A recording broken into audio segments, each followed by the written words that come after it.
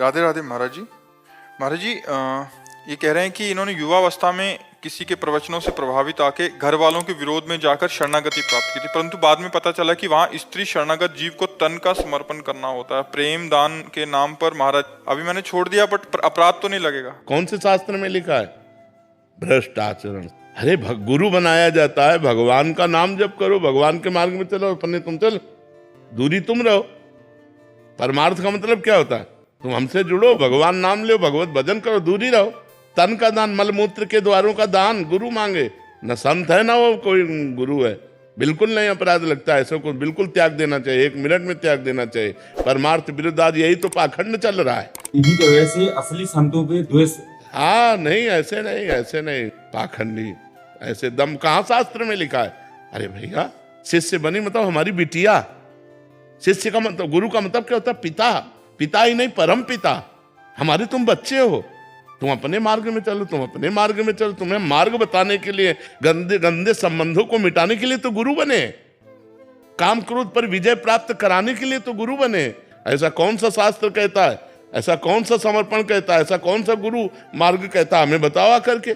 मनमानी आचरण, ऐसे पाखंडियों से दूर रहना चाहिए। शरीर समर्पण का मतलब समझ लो, पहले समझ लो। तन मन धन प्राण सब समर्पित करने के लिए गुरु के लिए कहा गया है। कहा गया है कि जो तन है उसके समर्पण का मतलब आज से हम गुरु की आज्ञा के अनुसार क्रिया करेंगे। शरीर से हम मनमानी पापाचरण नहीं करेंगे, तन समर्पण है। तन समर्पण का मतलब है कि आज से हमारे शरीर से वही कर्म होगा जो शास्त्र आज्ञा करता है, गुरु आज्ञा करता है। ये तन समर्पण है। मन समर्पण है कि मन से मैं वही सोचूंगा अब जो गुरुदेव ने बताया है। अब हमारा मन संसार को नहीं सोचेगा, प्रिया प्रीतम को सोचेगा। वाणी से हम गुरुदेव के द्वारा बताए हुए नाम जप करेंगे, कीर्तन करेंगे, भगवत कथा। ये समर्पण है। ये समर्पण के, ये कोई समर्पण की बातें, गंदी बातें हैं। ऐसी गंदी बात अगर किसी को कहीं भी दिखाई दे तो तत्काल दूरी हो जाओ, कोई अपराध नहीं लगेगा। वो कोई गुरु नहीं, वो कालने में बैठा हुआ है पाखंड का रूप लिए हुए, वो गुरु नहीं है। गुरु वही है जो असत मार्ग से हटाकर सत मार्ग में लगावे, जो गंदी बातों से हटाकर तुम्हें अच्छी बातों में लगावे। जब गुरु से तुम कहो कि महाराज मेरे अंदर गंदी बात आ रही, तब उतनी सामर्थ्य उसकी हो कि वो तुम्हारी गंदी बात हटाने की बात कह के तुम्हें सतमार्ग में चढ़े, ना कि गंदी बात सुनकर तुम्हारा शोषण कर ले। वो गुरु नहीं, वो पाखंडी है, वो नाटकी, वो मायावी है। ऐसे लोगों से दूर रहना चाहिए। ऐसा सतमार्ग नहीं होता। महाराज जी, गुरु सही हो और शिष्य कोई विद्रोह करे तो गुरु कर, कोई फर्क नहीं पड़ सकता। उस शिष्य का विरोध महाराज जी हम सांसारिक लोग कर सकते हैं, जो शिष्य गुरु का विरोध करे। अपने आप वो बुझ जाएंगे, विरोध करने की जरूरत ही नहीं होती। आकाश में कोई थूक कर गंदा करना चाहे, मुंह अपना करेगा, बिल्कुल नहीं। देखो, संतों की निंदा लोग करते हैं, बड़े बड़े संतों की निंदा होती, वो निंदा करके अपना नाश कर लेते। संतों को कुछ होता है क्या? तो फिर हमें इस बातों पर नहीं डरना चाहिए। विरोध करने की जरूरत है। वो जो कर रहा है वही उसको नष्ट कर देगा। वो जो निंदा कर रहा है, वो कर्म ही ऐसा कर रहा है, वो स्वयं नष्ट हो जाएगा। देखो, सच्चाई में एक तुमको बात बताएं, छाती में एक बल होता है। छाती में एक बल होता है। अगर हम गलत है ना तो फिर हमें डर लग जाएगा। अगर सच्चाई है तो कोई भी। देखो, गलती किसी से भी हो सकती है। गलती होना, हम इस बात में क्यों नाराज हुए? ये गलती नहीं है, ये गलत आचरणों का प्रचार प्रसार है। गलती होने का मतलब, जैसे अब हम साधना में चल रहे हैं, अब हमारा मन दिख गया, मन कहीं फेल हो गया, तो ब्रेक कहीं भी फेल हो सकती। गाड़ी है, अब उसको संभालो, तत्काल संभल पावे। अगर गिर गए तो फिर संभलो। ऐसे चला, ये बहुत विचित्र माया है। वो गिर जाना एक अलग चीज होती है, और इस तरह का व्यवहार करना, जानबूझ करके ऐसे उपदेश देना, ये बहुत हानि का विषय होता है। ये समाज में गंदगी फैलती है। इतनी बात समझ लो, जो गुरु तुम्हारे शरीर को छूने की चेष्टा करे, जो गुरु तुम्हारे साथ गलत संबंध बनाने की कोशिश करे, तुरंत हट जाओ, कोई अपराध नहीं लगेगा, कभी दोबारा मत जाओ। वो गुरु नहीं, वो कालनेमी है, वो पाखंडी है, जो धर्म भ्रष्ट बैठे हुए हैं, केवल अपनी वासनाओं का पोषण करने के लिए भेष का आश्रय लिए। वो संत नहीं है। संत वही है जो तुम्हारे आचरणों को सुधार दे, जो तुम्हारा परिवर्तन कर दे, तुम्हारा शोषण कर दे, उसे संत नहीं कहते। ऐसा नहीं हमने आज तक कहीं शास्त्रों में पढ़ा है, और ना ऐसा हमने प्रगट में संतों में देखा है। ऐसे माताएं, बहनें, बहू बिटिया सब जाती हैं तो बिल्कुल संत भगवान की तरह होते। कहीं भी किसी भी बहू बेटी के पास बैठे तो कभी संशय थोड़ी होता था। नहीं, ऐसे कभी आचरण नहीं सुने गए। ये सब नए नए जो अपनी वासनाओं की पूर्ति के लिए भेष बना लेते हैं पाखंड में, वही लोग ऐसा करते हैं। सच्चे मार्ग का पथिक संत ते होए न कारज हानि, भूल न देह कुमारग पाऊं। संतों के लिए लिखा है, ऊसर बरसई तृण नहीं जामा, संत हृदय जिम उपज न कामा। सच्चे गुरु की और सच्चे संत की पहचान क्या है महाराज? जिनके पास जाने से भगवान का स्मरण होने लगे और सब आचरणों में सुधार होने लगे, बिना किसी प्रयास के सब आचरणों में सुधार होने लगे, सच्चे संत की ये पहचान है।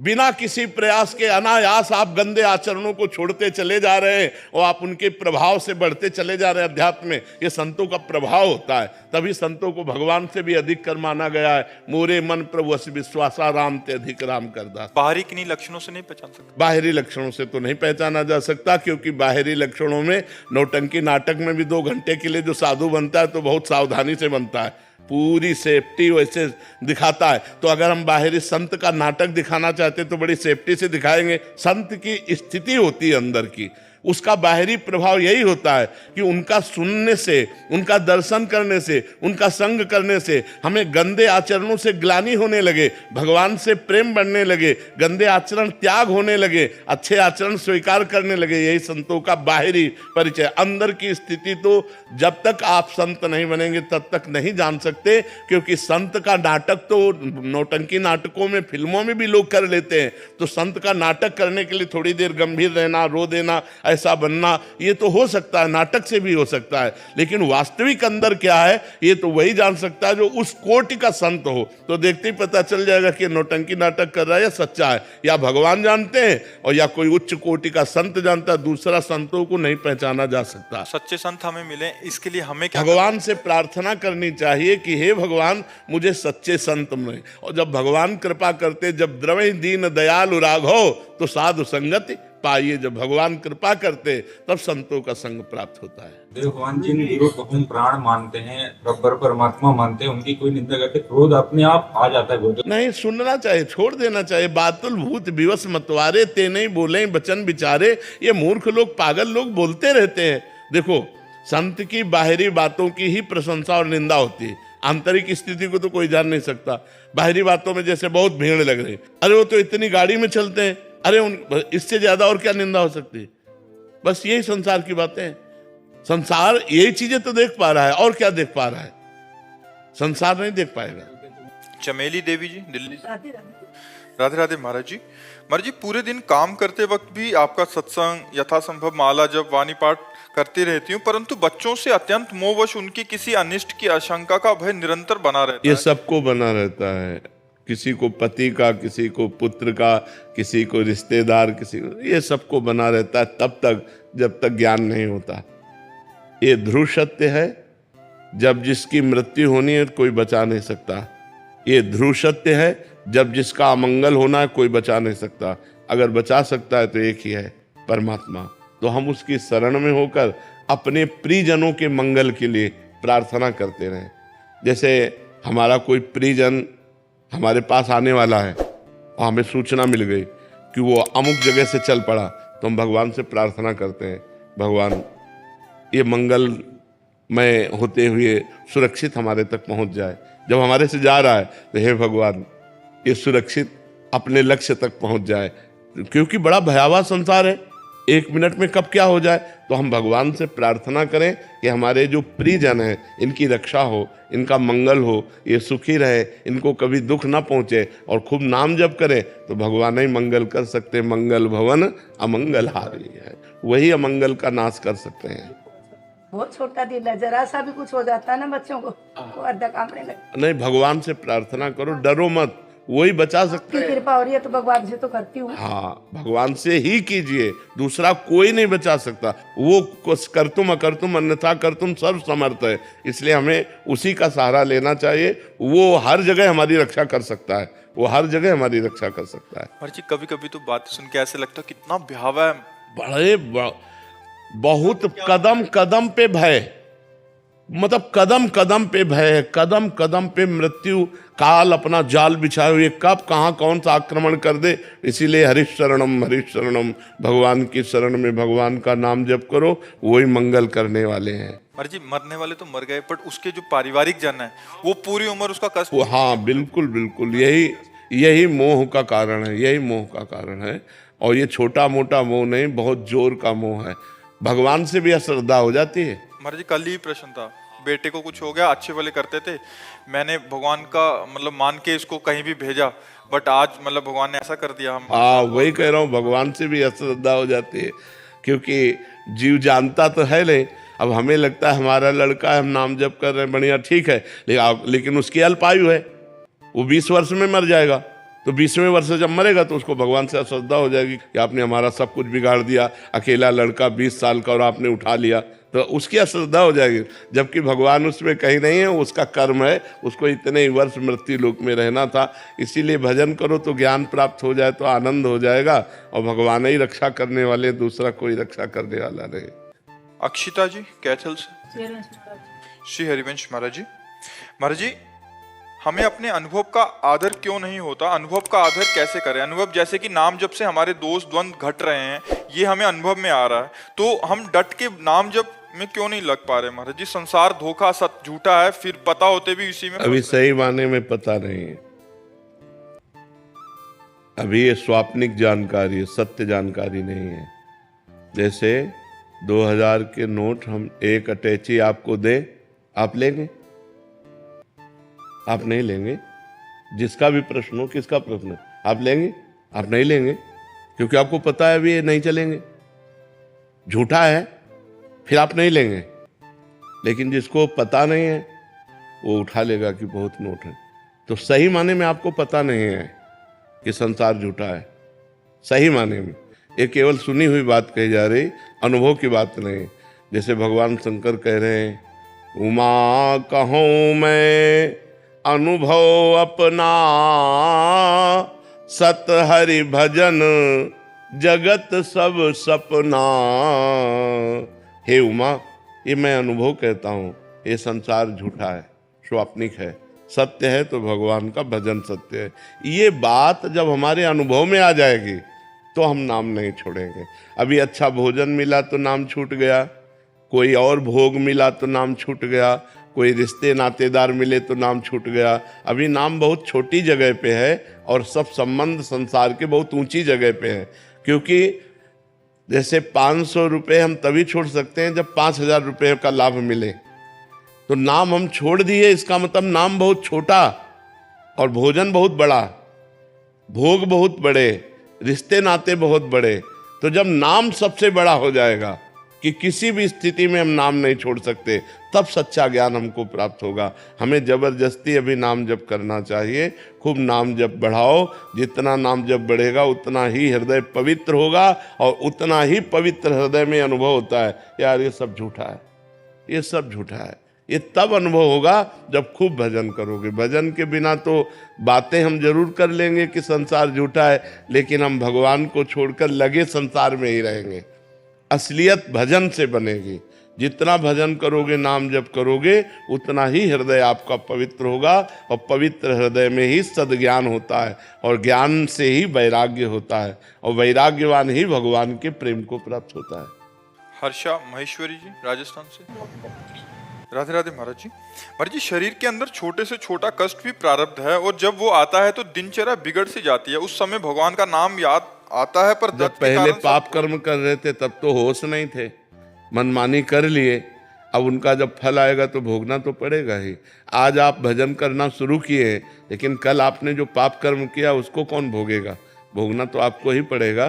पूर्व जन्म में, अनेक जन्मों में, इस जन्म में जो भी हम पाप कर्म करते हैं अवश्य अवश्य उन्हें भोगना ही पड़ेगा। इसीलिए कहते हैं भजन करो तो तुम्हारे पाप नष्ट हो जाए, नहीं तो दुख विपत्ति संकट कितने कितने हैं। ऐसे विपत्तियां हैं जिनको आप सोच नहीं सकते, उसमें हमें कोई बचा नहीं सकता। कर्म जब दंड देने आता है तो कोई बचा नहीं सकता। इसलिए हम पहले पाप कर्मों से डरें, कोई ऐसा पाप कर्म ना करे जो परिणाम में हमें भयंकर दुख दे, क्योंकि जब परिणाम आएगा तब आप नहीं संभाल पाएंगे। परिणाम के पहले हमें पता हो तो हम उसे भजन के द्वारा नष्ट करें, लेकिन पता होता नहीं, अचानक परिणाम आता है। हंसते खेलते गीत सुनते हुए जा रहे हैं, एक्सीडेंट हुआ, नष्ट हो गए। इसलिए बहुत सावधान। नाम जप करो, मांस मत खाओ, शराब मत पियो, किसी की हिंसा मत करो, पराई बहन बेटियों के साथ गंदे आचरण मत करो। नहीं, इनका जब परिणाम आएगा तब बहुत बुरा परिणाम आता है और फिर आदमी विचलित हो जाता है, वो सह नहीं पाता है। ऐसे ऐसे कष्ट आते हैं। कष्टों से तो बचना चाहते हो, लेकिन जिनसे कष्ट होते हैं ऐसे कर्मों से नहीं बचना चाहते, तो कष्ट तो भोगना ही पड़ेगा। सुख चाहते हो और जिन कर्मों से सुख मिलता है वो कर्म तो कर नहीं रहे, तो तुम्हें सुख कैसे प्राप्त हो जाएगा। पाना चाहते हो सुख और कर्म करते हो जिनका परिणाम मिले दुख, तो इसलिए भोगना पड़ता है। अनिरुद्ध शर्मा जी। राधे राधे महाराज। राधे राधे महाराज जी। महाराज जी, मेरा प्रश्न यह है कि महाराज जी, भक्ति है क्या? क्या ये केवल भाव है या कोई देवी हैं, या मतलब? वैसे प्रगट में तो भक्ति महारानी है ही, भगवान की प्रिया है, लेकिन एक मार्ग है। जैसे हम बिहारी जू जाते हैं, राधा रमण जू जाते हैं, राधा वल्लभ जू जाते हैं, रंगनाथ जू जाते हैं, तो मार्ग है ना। तो जैसे भगवान की प्राप्ति का एक मार्ग है भक्ति, एक मार्ग है ज्ञान योग, एक मार्ग है कर्म योग। तो ये मार्ग है उस परब्रह्म परमात्मा की प्राप्ति का, जो एक विशुद्ध भाव बनता है। भावन हमारे अंदर बनता है, प्रभु हमारे मित्र, प्रभु हमारे पिता, प्रभु हमारे स्वामी, प्रभु हमारे प्रीतम, वही भक्ति है। और वो आपको भगवान से जोड़ती है। जैसे माया जनित भाव संसार से जोड़ता है, भगवान से हटा देता है, और भक्ति जनित भाव संसार से हटा करके उसे भगवान में जोड़ देता है। तो ये भाव है, आंतरिक भाव है। और वैसे प्रगट रूप में इनका स्थान भगवान के समीप ही है, क्योंकि भगवान की प्रिया है। भक्ति प्रियो माधवः, भगवान को भक्ति बहुत प्रिय है, भगवान की प्रिया है। ये भक्ति भगवान की प्रिया है। जैसे माया भी भगवान की है, माया भी भगवान की पत्नी ही तो है। भगवान को माया पति कहा गया कि नहीं कहा गया? तो ऐसे भगवान की प्रिय, जो माया से भी अधिक प्रिय है, वो भक्ति है। माया ने भगवान को अधीन नहीं किया, कभी ऐसा नहीं आया। जीव को अधीन किया, लेकिन भक्ति ने भगवान को अधीन कर लिया। भक्तों ने भक्ति के प्रभाव से भगवान को अपने बस में कर लिया, अपने बस करी राखे रामो। तो भक्ति सर्वश्रेष्ठ आंतरिक भाव है, जो भगवान को रिझा लेता है, जो भगवान को अधीन कर लेता है। दुर्गेश यादव जी, गुजरात से। श्री हरिवंश। महाराज जी, 84 लाख योनियां पूर्ण होने में कितना समय लगता है, और कितनी होने के बाद? कोई इसका कोई रिकॉर्ड नहीं है। ये भगवान की माया का खेल है। ऐसी ऐसी योनियां 10-10 हजार वर्ष, एक योनि में 10-10 हजार वर्ष। कब कहाँ किस योनि में। जैसे सर्प योनि, तो ये एक सर्प योनि हुई। अब सर्प योनि में कोबरा है, वो अजगर है, दुमहा है, कितनी क्वालिटी के सर्प हैं। तो अब मान लो अगर हमें सर्प योनि मिले तो लाखों वर्ष सर्प योनि में केवल भोगो। फिर इसके बाद और कितनी, अरे 84 लाख योनियां मोटी मोटी। एक योनि में कितने प्रकार के जीव, एक योनि में कितने प्रकार के जीव भैया। इसलिए 84 लाख योनियों के पार करने की मत सोचो, इसी में काम बना लो। जो मनुष्य शरीर मिला है, इतना भजन करो कि अब 84 लाख योनियों में न जाना पड़े, भगवान का आश्रय मिल जाए, हमें भगवान का भजन करने को मिल जाए। अगर हमारा जन्म हो तो पुनः मनुष्य जन्म हो, और हम फिर भगवान की आराधना करके, समाज की सेवा करके भगवान को प्रसन्न करें। अन्य योनियाँ बड़ी दुखदायी हैं, किसी भी योनि में सुख नहीं है। अब मान लो कांटा गड़ गया, तो किसी पशु के कांटा जंगल में गड़ गया, अब वो ना निकाल सकता है, ना अस्पताल जा सकता है। अब वो पकेगा, और जब जैसा कुछ होगा तैसा होगा, नहीं तो उसी में मरेगा।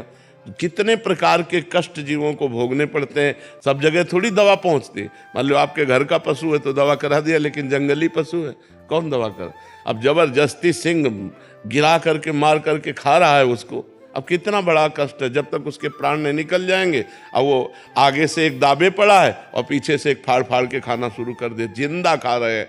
कितना भयानक कष्ट वो भोग रहा है। हर योनि में भयानक कष्ट है। देखो मनुष्य कैसे कर रहे हैं, बकरे का पैर ऊपर बांध दिए, नीचे आग लगा दी, जिंदा भून रहे हैं। कितना कष्ट पशुओं को, पक्षियों को, अन्य जीवों को दिया जाता है। घिया तरोई ऐसे मुर्गा लोग खा रहे हैं, नहीं खा रहे हैं पशु पक्षी बकरा कैसे। अरे बस नाम जप करो, इस माया से मुक्त हो जाओ, तभी सुख है। भगवान के धाम में सुख है, भगवान के नाम में सुख है। ये माया में सुख नहीं है। चाहे जितना कमा लो, मरो तो 5 रुपया भी साथ नहीं जाना। चाहे जितना प्यार कर लो, मरो तो अकेले जाना, कोई साथी नहीं मिलना। ये सब बड़ा विचित्र खेल है यहाँ का। इसलिए नाम जब